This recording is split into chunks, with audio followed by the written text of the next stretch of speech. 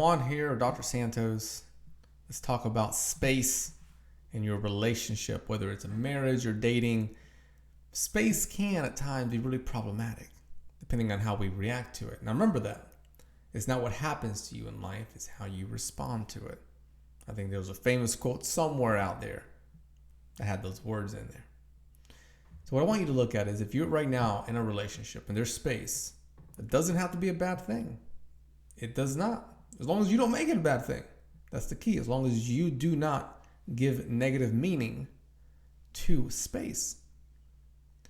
So now you go into, okay, I got you. What next? Right, that's the next step. What next? One of us says, I need space. I want to move out. I don't want to break up. I don't want to separate, but I need some distance. I'm going to go to my parents' house. I'm going to get my own place. I'm going to get an apartment. That's all right. It may not go with the vision or the alignment that you want in life, but it doesn't have to be a bad thing.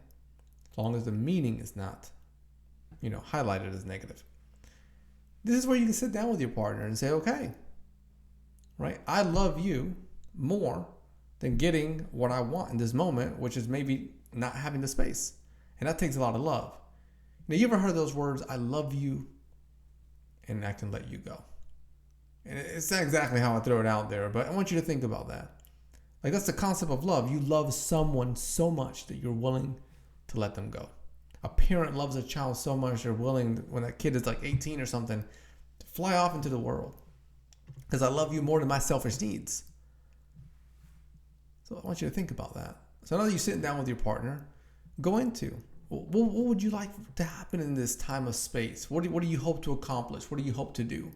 What are your objectives, your goals?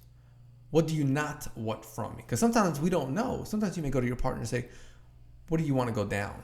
What do you want to take place during this space? And your partner goes, I don't know. And then you get stuck and you're like, what do you mean you don't know? Which can be frustrating. So if that happens, lean away from it and say, what do you not want?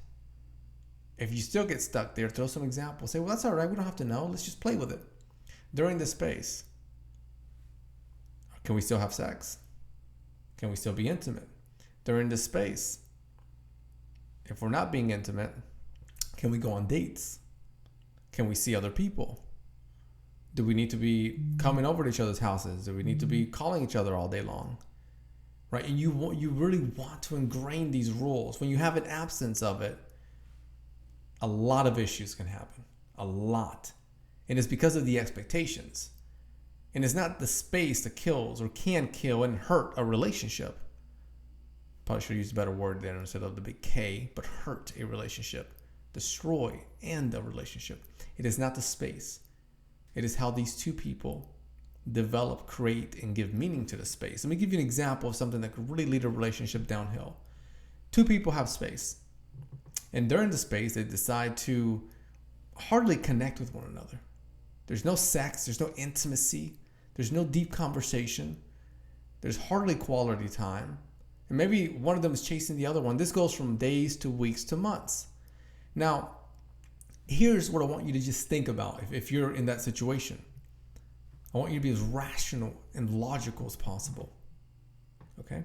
Take a moment. Take a deep breath. Because I want you to sit on this and evaluate it. You as a person, you have buckets that need to be filled to make you feel whole. Some of those buckets you fill yourself. Like maybe you exercise and that makes you feel strong. Maybe you go to work and that makes you feel important. Maybe you take care of yourself and that builds your self-esteem. And during your relationship, your partner supported you in filling some of those buckets. There's that famous author, right? Gary Chapman. He talks about these love languages. Even if you don't believe it, that's what you think about it. So you're in a relationship with your partner and you love when they give you attention, like hold your hand, give you a hug. It feels good. Doesn't make you feel alone. It makes you feel seen, wanted, all of those wonderful things. All right? Slowly, these buckets that used to be filled, they start to have little holes in them. And they're getting drained. And if you want to know how that feels as a feeling, imagine you have less and less food every day. And your stomach hurts more and more. So you start to starve. And in essence, that's what's happening to the relationship. So this is where space can really be detrimental to each person and to the health of the relationship. Because if not done effectively and constructively, and in a way that there's mutual agreement, it can starve the relationship. And the next thing you know, weeks go by, months go by, and even more time, and you got one person saying, I've had enough. I want a separation. I want a divorce. And then the other one going, well, what do you mean? And they're arguing, and they don't feel that it's justified to want that. But that's where you want to take a moment and just pause and ask yourself, if this space is happening and it's been months and I haven't provided my partner with, I'm not filling any of those buckets. They're starving. They're hurting. This doesn't neglect the hurt that you feel because maybe you took the decision of saying, hey, I need space. It doesn't neglect that. Both of you are important.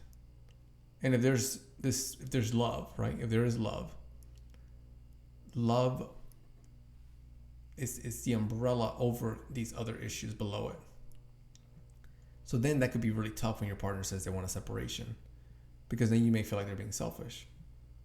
But if we flip the script and we look at the relationship's been starving, people get hungry, and each of you deserve to be full with love, full with happiness. And if in fact you do say that you love the other person, with it, does that not come with it? Like, if I love you, do I not want the best for you? If I love you, do I not want you to be joyful and content? I surely wouldn't love you and want to starve you. And I know that there's so many nuances and challenges and potential variables there that I'm not talking about. And we started this with space in your relationship. So I want to pull it back for a moment. What I want you to just go back to is, if there's space, it doesn't have to be bad. It doesn't have to be negative. No. If you are creating space in your relationship, imagine that what you're doing is creating a job, creating a game. A job or a game needs rules. It needs structure. It needs objectives. It needs goals. It needs a purpose. It needs a vision. It needs instruction. If it lacks that, I mean, think about that. What happens to a business without that? It fails and it flops. And what happens to a sport when there's a coach that is not leading, right, the team effectively and telling them what the rules are? It looks wild. And it flops as well. Now you got this. Believe in yourself. Believe that you have this. Take time to sit with your partner. Value your relationship. Pull values into it. And as best as possible, both people sit down together and constructively look through, what are the rules? Sometimes you can get stuck, and that's where a third party may be helpful. Bringing in a counselor, anybody near you, seeing if that's a good fit. They may provide guidance and leadership and kind of make sure that everyone's getting out of their own way, not sabotaging themselves, right? Not stepping on their own toes. I hope you found this video helpful. Leave me some comments. Let me know what you think.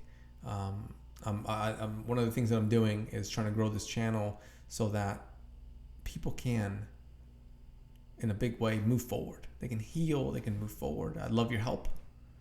And you can help me by liking, right? It's a way to grow it. Sharing it. That's a way to grow it.